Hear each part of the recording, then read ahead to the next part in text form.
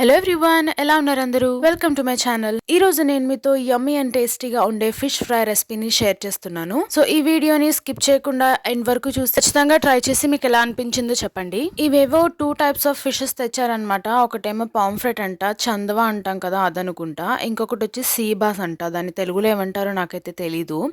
So ఇక్కడ shop వాడిని clean చేసి కట్ చేసి ఇమ్మంటే అలా కట్ చేసి ఇచ్చాడు. బట్ అయినా సరే మనం పైన దాని ఫిష్ పొలుసు ఉంటుంది కదా, అది క్లీన్ చేసుకోవాలి కదా. ఫిష్ కర్రీ చేయడం ఎలా ఉన్నా సరే దాన్ని క్లీన్ చేయడానికి మాత్రం చాలా పెద్ద ప్రాసెస్ అండి బాబు. సో ఇలా మొత్తానికైతే మా కజిన్ నీట్గా క్లీన్ చేసేసారు ఫిష్ని. ఫిష్ మీద ఉన్న పొలుసు మొత్తం కంప్లీట్గా తీసుకోవాలండి, లేదంటే నీచు వాసన వచ్చేస్తుంది మన కర్రీలో. ఇండియాలో అయితే కత్తిపీటతో మనం క్లీన్ చేసుకుంటాం కదా, దాని పొలుసు మొత్తం వచ్చేసేలాగా. సో ఇక్కడైతే మాకు కత్తిపీటలు ఉండవు కాబట్టి ఇలా నైఫ్తోనే కానించేస్తున్నాం. ఆ తర్వాత కాస్త ఉప్పు వాటర్లో వేసి బాగా వాష్ చేసుకున్నాను, దీనికి నీచు వాసన అది పోయేలాగా. ఒక 2-3 సార్లు దీన్ని బాగా వాష్ చేసి పెట్టుకోండి. ఆ తర్వాత మనం మసాలాలు ప్రిపేర్ చేసుకుందాం.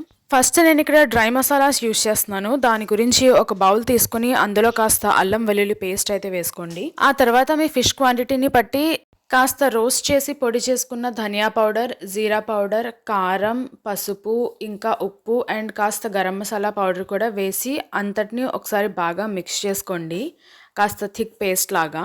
అంతా మిక్స్ చేసుకున్నాక కాస్త వాటర్ అయితే వేయండి, ఎందుకంటే మరి మసాలా మొత్తం అంతా చేప ముక్కలకి పట్టాలి కదా.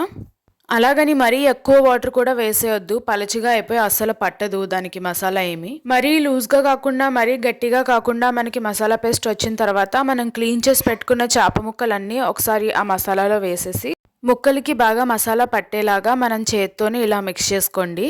ఇలా మసాలాని ముక్కలకి బాగా పట్టించి కాసేపు మ్యారినేట్ చేయడానికి అలా వదిలేయండి, ఒక 30-15 మినిట్స్ వరకు.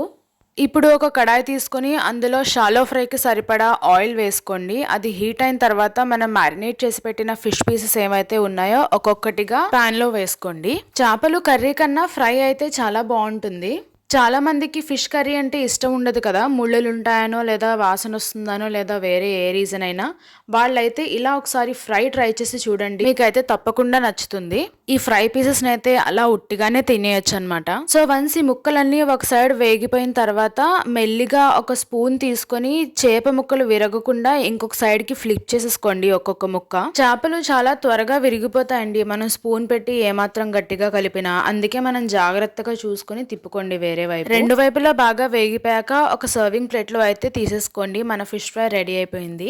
దాన్ని కాస్త తరిగిన కొత్తిమీరతో ఇంకా కొన్ని నిమ్మకాయ ముక్కలతో మనం గార్నిష్ చేసుకుంటే యమ్మీ అండ్ టేస్టీగా ఉండే ఫిష్ ఫ్రై అయితే రెడీ అయిపోతుంది. సో ఈ వీడియో కనుక మీకు నచ్చినట్టయితే లైక్, షేర్ అండ్ సబ్స్క్రైబ్ చేయడం అయితే మర్చిపోవద్దు. See you in the next video. Until then bye.